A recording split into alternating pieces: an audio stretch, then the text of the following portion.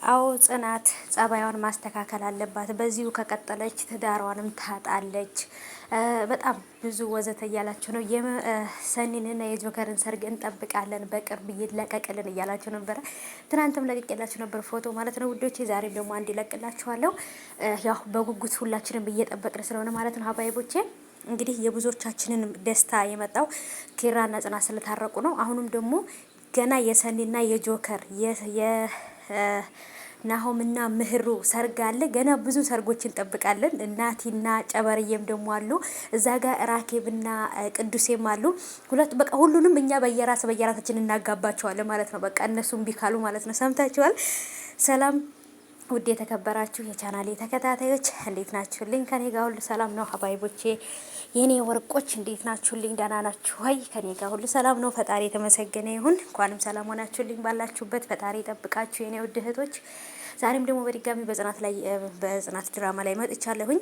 ምክንያቱም በተለይ ራኬብ እያስፈራራት እንደሆነ ልጁ ታውቃላችሁ። እና ራኬብ በጭራሽ ገንዘብ እንዳትሰጠው የሚልም ኮሜንትም አለ ማለት ነው። ምክንያቱም የእህትሽን ቪዲዮ የሰኒን ቪዲዮ የእርቃን ፎቶ የእርቃን ቪዲዮ ስላለኝ በአደባባይ ላይ ነው የምለቀው በገንዘብ ካልሰጠሽኝ እያላ ስለነበረ እንደውም ጭራሽ ይሄ ልጅ ተፈላጊ ነው ማለት ነው። የሰዎችን ቪዲዮ እየያዘ ገንዘብ ካልሰጣችሁኝ የሚል ስለሆነ አንደኛ ያልሞተውን ስዊድ ሞቷል ብሎ እነዚህ ልጆች ህይወታቸውን ሲኦል አድርጎባቸው ወደ ያልተገባ አቅጣጫ ሂደው ጆከርም ከዚህ ነገር ሰኒ ለማውጣት ብሎ ራሱን ነበር አሳልፎ የሰጠው።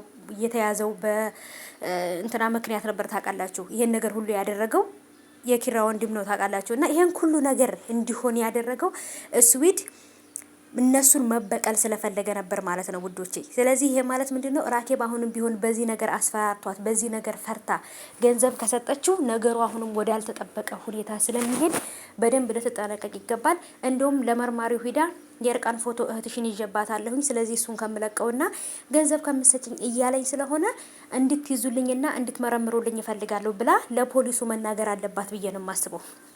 መርማሪው በደንብ አድርጎ ነገሮችን ያውጣጣል ብዬ ነው የማስበው። ይሄም ልጅ ደግሞ ያልሞተ ሰው ሞተ በማለት ቪዲዮ ይዞ ሰዎችን በማስፈራራት በጣም በብዙ በተለያዩ ወንጀሎች በቁጥጥር ስር እንደሚውል ታውቃላችሁ። ይያዛል። ከተያዘም ደግሞ እድሜ ልክ እንደሚታሰር እወቁ። ምክንያቱም ከዚህ በፊትም የሰራው ወንጀል አለ፣ ሪከርድ አለበት ፖሊስ ጣቢያ ማለት ነው። ስለዚህ ለፖሊስ ሂዳ ማሳወቅ ለመርማሪው ሂዳ መናገር አለባት ብዬ አስባለሁ ራኬብ እና ውዶቼ። ብቻ ጽናትና ኪራ በመታረቃቸው ደስ ብሎናል። ቀጣይ አሁንም ጽናት ጸባዩን ካላስተካከለች ትዳሯን ታጣለች።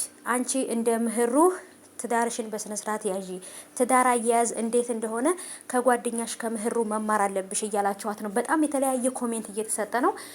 ስለዚህ ተመልካች ኦዲየንስ ሊከበር ይገባል። እኛም የማንፈልገውን ነገር ማድረግ የለባቸውም ብዬ አስባለሁኝ። ያው በእርግጥ የሆነ ባንድ መስመር ብቻ ሲሄድ እኛም ደግሞ አረባካችሁ ሳላችን እያልን ነው። እነሱም ደግሞ አዲስ ነገር ለማምጣት ፈልገው ነው ማለት ነው። እኛ ለምን ነው ተደጋገማችሁ በጣም ያስጠላል አዲስ ነገር አምጡልን እያልን በኮሜንት ስለምንጽፍ እነሱም አዲስ ነገር ለማምጣት እያሉ ነው ይሄን ነገር የሚያመጡት። ስለዚህ አዲስ ነገር ስለፈለግን አዲስ ነገር ሲያመጡ አሚን ብለን መቀበል አለብን ማለት ነው። ሰምታችኋል። እና ውዶቼ በነገራችን ላይ ዛሬ በተለመደው ሰዓት በጉጉት እየጠበኩት ነው። ይለቀቃል። እናንተም ጠብቁ። አለ የሆነ አዲስ ነገር አለ። እሱ ምንድነው የምናየው ይሆናል ማለት ነው። ብቻ ግን አስከፊ ነገር አይደለም፣ ምንም አይልም አለ የምናየው ይሆናል። ብቻ ግን በቅርብ ናሆማና ምህሩ መጋባት አለባቸው የምትሉ እስቲ ኮሜንት ላይ አስቀምጡልኝ። ምክንያቱም ቶሎ ካልተጋቡ እሌኒ የምትባል የናሆም የበፊት ፍቅረኛ የሰይጣን ቁራጭ እሷ ገና ብዙ ነገር ታመጣባቸዋለች ብዬ ነው የማስበው። ስለዚህ በደንብ ሊጠነቀቁ ይገባል ውዶቼ።